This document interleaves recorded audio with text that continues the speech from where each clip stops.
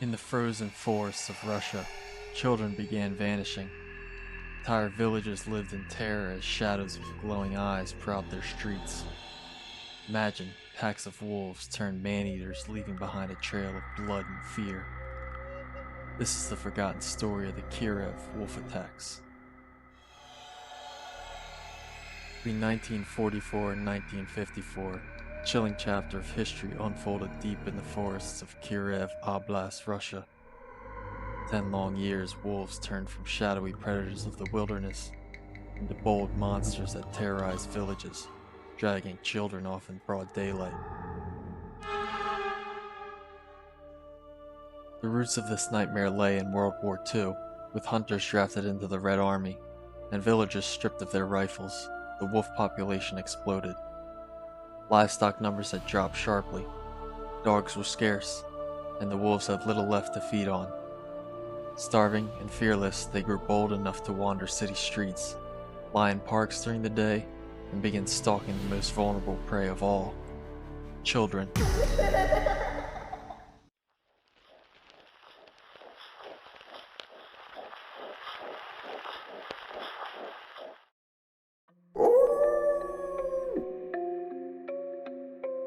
The first attacks came in 1944. In one village, a 13-year-old girl, Valentina Starakova, was carried off by a wolf and never seen alive again. In another, an 8-year-old was torn apart in broad daylight. Just days later, 9 wolves set upon 14-year-old postwoman Tamara Musanova, killing her before anyone could intervene. Another victim, Maria Polakova, met the same fate while returning to work with her sister in a forest clearing. By the end of that year, entire communities lived in terror, knowing the wolves would return again and again. And they did. In 1945, the wolves grew even bolder. 17-year-old Maria Berdnikova was mauled and carried more than 200 meters before villagers finally intervened. They snatched children from meadows, riverbanks, and even from groups of friends. One wolf grabbed 7-year-old Vladia Gorev by the throat. He survived only because his scarf shielded him until a frantic villager fired a shot at the beast. In the Nemsky district, a 5-year-old Pima Molchanova was taken and later found lifeless, her body partially consumed. From 1946 onward, the attack spread.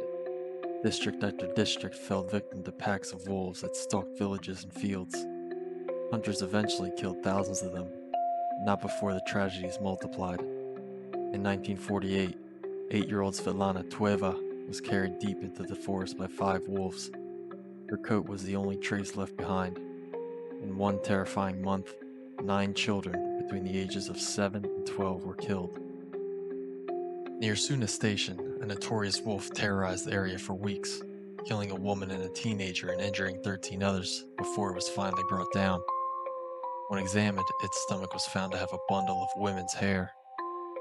Even into the early 1950s, children picking berries, washing clothes, or herding animals were snatched away. In one heartbreaking case, 6-year-old Lydia Dupatina was taken in front of her friends and never returned. In 1952, sisters Zoe and Lydia Vitorina were hospitalized after an attack, while 5-year-old Vitaly Ishutin was dragged into the forest and never seen again. The list goes on and on. Villagers spoke of wolves that no longer feared shouts, stones, or even fire, predators that had learned humans were easy prey. It wasn't until 1953, nearly a decade after the nightmare began, that the last known man-eating wolves were finally killed.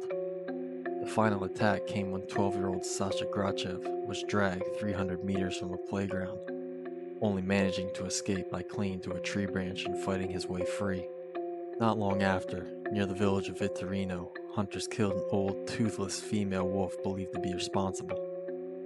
By the end, the toll was devastating. 22 children and teenagers, just 3 to 17 years old, had lost their lives. Finally, the long reign of terror ended, but the memory of the Kirov Wolf Attacks lingers as one of the most haunting examples of what happens when nature, war, and desperation collide. If you enjoyed this video on the Kirov Wolf Attacks, please like and subscribe, and leave a comment down below on who or what we should cover next.